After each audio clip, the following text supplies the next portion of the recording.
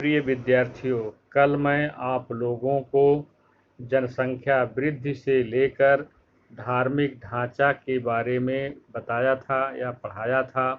यदि आप लोग पिछला वीडियो भाग 1 नहीं देखे हैं तो उसका लिंक वीडियो के नीचे दिया हूँ, उस पर जाकर के देख लें।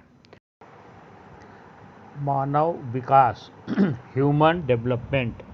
मानव विकास शब्द आपने कई बार सुना होगा, परंतु उसमें किन किन विगतों का समावेश होता है, इसकी वास्तविक विभावना क्या है, इसके बारे में हम और अधिक जानकारी प्राप्त करें। मानव विकास का मुख्य उद्देश्य जीवन स्तर को अधिक उत्कृष्ट बनाना या ऊंचाई पर ले जाना है। जीवन की गुणवत्ता को ऊंचे ले जाने के लिए आहार, वस्त्र एवं निवास जैसी मूलभूत आवश्यकताओं को योग्य रूप में पूर्ण करना आवश्यक है। उसके बाद में स्वास्थ्य, शिक्षा, मनोरंजन आदि सेवाओं का क्रम आता है। विश्व के विविध देशों के लोगों के जीवन स्तर को देखेंगे तो उसमें हमें अत्यधिक असमानता दिखेगी। एक ही देश में भी अलग अलग वर्गों के लोगों की जीवन शैली या जीवन स्तर में व्यापक अंतर होता है। पहले आर्थिक विकास को ही मानव विकास मान लिया जाता था। विकास की एक विभावना में आधुनिकीकरण, सुविधा एवं समृद्धि को ही गणना में लिया जाता था। इस प्रकार से हुए विकास के साथ सामाजिक भेदभाव या प्रादेशिक असमानता जैसे दूषणों, बुराइयों ने जन्म लिया है। दूसरे शब्दों में कहें तो विकास ने एक तरफ लोगों को प्रगति प्रदान की तो अनेक लोगों को उपेक्षा के चंगुल में ढकेल दिया, अर्थात लोग दूसरों की उपेक्षा करने लगे, उसका निरादर करने लगे। मात्र आय बढ़ जाने से ही मानव विकास नहीं होता, बल्कि उस आय का यथार्थ उपयोग करने की चेष्टा भी बढ़नी चाहिए। विकास के स्तर का मापन करने के लिए जीवन में आए हुए गुणात्मक सुधार को ध्यान में रखा जाता है। मानव विकास के लिए समानता, स्थिरता, उत्पादकता एवं सशक्तिकरण, ये 4 तथ्य आधार स्वरूप हैं। यानी यही चारों तथ्य उसके मेन मुद्दे हैं। उसमें व्यक्ति को उसकी बुद्धिशक्ति, अनुभव एवं क्षमता के अनुसार विकास के अवसर, तंदुरुस्त स्वास्थ्य यानी निरोगी लंबा जीवन, शिक्षा हेतु सुलभ अवसर, सामाजिक एवं राजकीय अधिकारों की उपलब्धि आदि का समावेश होता है। संक्षेप में कहें तो मानव विकास अर्थात मानव विकास स्वास्थ्य, भौतिक पर्यावरण से लेकर आर्थिक, सामाजिक और राजनीतिक स्वतंत्रता तक सभी प्रकार के मानव विकल्पों को सम्मिलित करते हुए लोगों के विकल्पों में विस्तार और उनके शिक्षा, स्वास्थ्य सेवाओं तथा सशक्तिकरण के अवसरों में वृद्धि की प्रक्रिया ही मानव विकास है।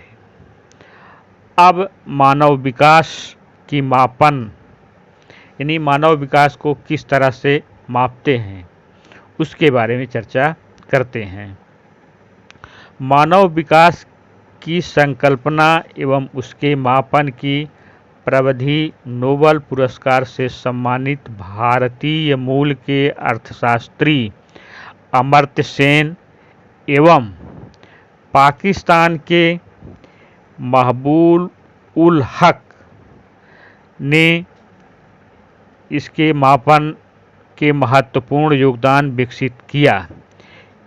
उनके परामर्शन से मानव विकास प्रथम विवरण रिपोर्ट 1990 में संयुक्त राष्ट्र विकास कार्यक्रम यूनाइटेड नेशन डेवलपमेंट प्रोग्राम, जिसको संक्षेप में यूएनडीपी भी कहते हैं, कभी कभी परीक्षा में आ जाता है कि यूएनडीपी का पूरा नाम बताइए और इसकी कार्य कब प्रभावित हुआ, तो आपको लिखना होगा यूएनडीपी का पूरा नाम यूनाइटेड नेशन डेवलपमेंट प्रोग्राम।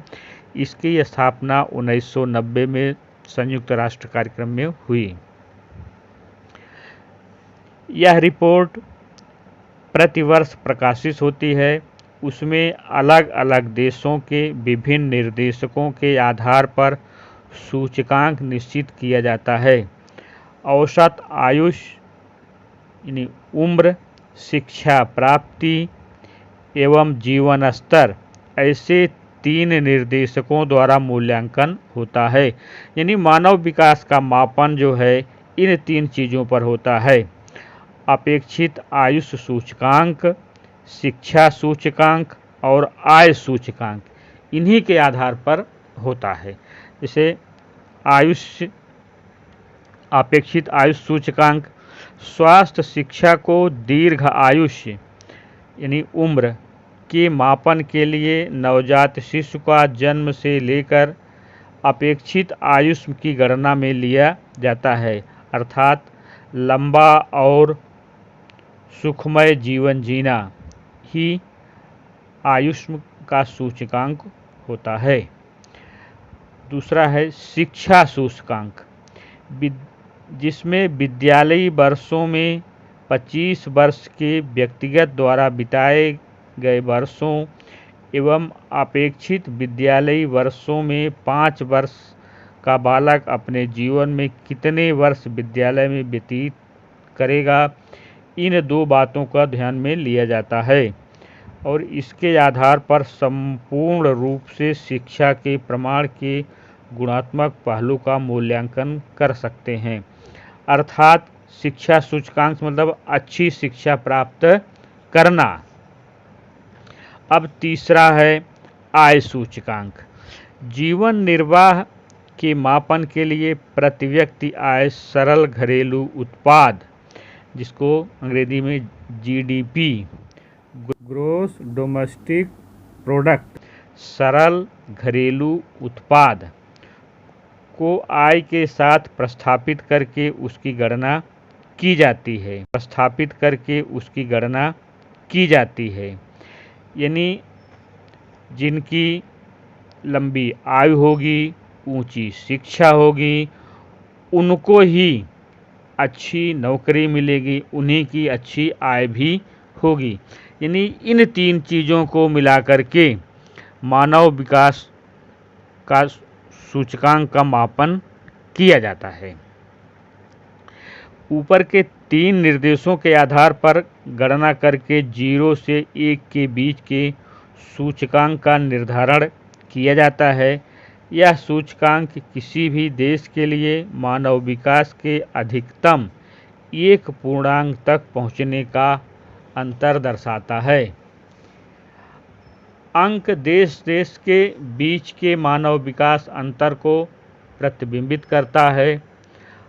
आज विश्व के देश सर्वांगीण विकास हेतु प्रयत्नशील हैं।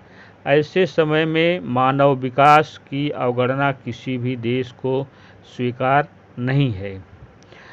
मानव विकास सूचकांक एवं भारत 2015 में प्रसिद्ध हुए मानव विकास रिपोर्ट में 188 देश उनके मानव विकास सूचकांक के अनुसार विभाजित किए गए हैं, जिसमें से नॉर्वे प्रथम स्थान पर, उसके बाद ऑस्ट्रेलिया एवं स्विट्जरलैंड क्रमशः दूसरे एवं तीसरे स्थान पर हैं। भारत में इस सूची में 188 देशों में 130वें स्थान पर मध्यम मानव विकास वाले देशों की श्रेणी में आता है। अर्थात 180 देश की गणना की गई।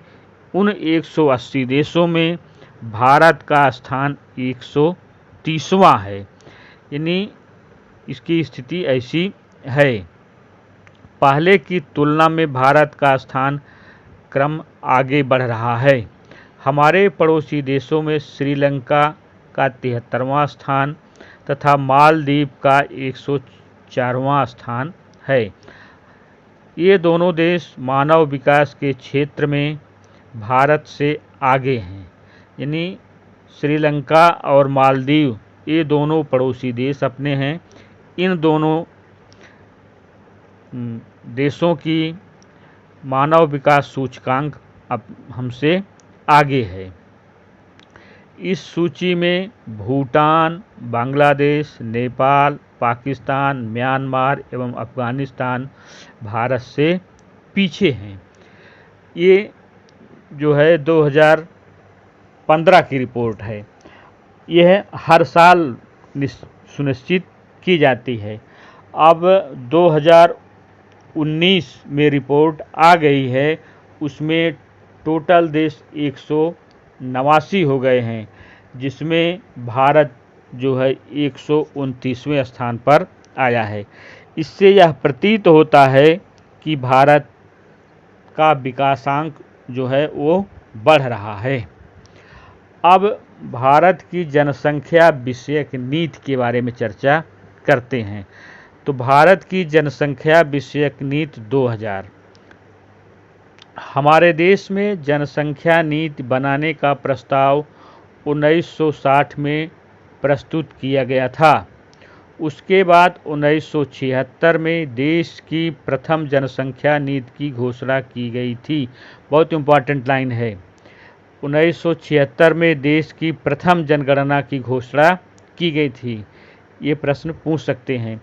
इसमें 1978 में कुछ सुधार करने के पश्चात 1978 में संशोधित जनसंख्या नीति की घोषणा की गई थी।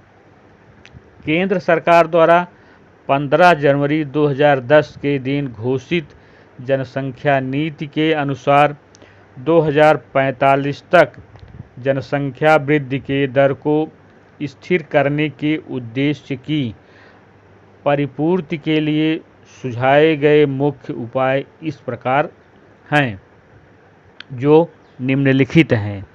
नंबर 1, लोकसभा की सीटों की 543 संख्या 2026 तक बनाए रखना।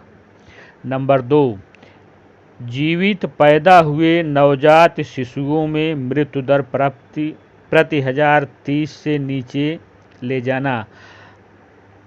नंबर 3, 80% प्रसूति अस्पतालों एवं प्रशिक्षित स्टाफ द्वारा कराने की सुविधा उत्पन्न कराना। नंबर 4, लड़कियों की विवाह की उम्र लघुत्तम 18 वर्ष से बढ़ाकर ऊपर ले जाना। 5वां, बाल विवाह प्रतिबंधक कानून एवं गर्भस्थ शिशु के लिंग परीक्षण को रोकने वाले कानून को सख्ती से अमल करना। टीकाकरण का विस्तार बढ़ाना।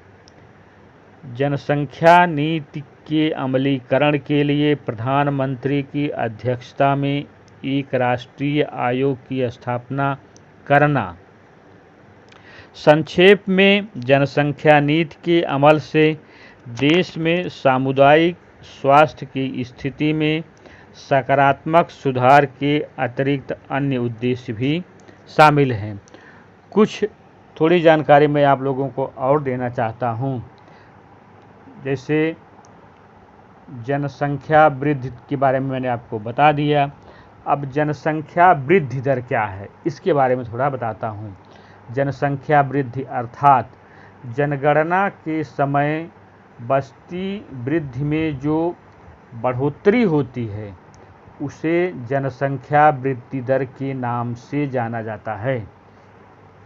अब वास्तविक वृद्धि दर क्या है?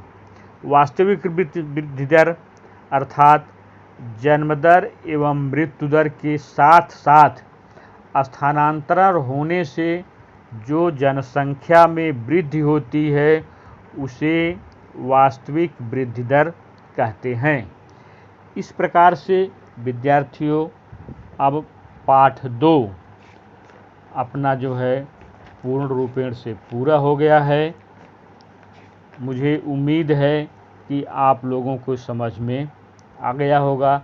मैं जहाँ जहाँ आप लोगों को बताया है इम्पॉर्टेंट है या छोटे छोटे प्रश्न बना करके आप लोग अपने स्वयं छोटे प्रश्न बनाइए, उसका उत्तर लिखिए। जो मैं बोला हूँ उसको तो आप नोट ही कर लीजिएगा।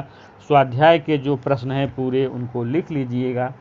जो नहीं समझ में आएगा, विद्यालय खुलेगा पुनः तो उस पर हम विस्तार से चर्चा कर लेंगे, लेकिन स्वाध्याय के प्रश्न आप लोग लिखते रहिएगा। धन्यवाद।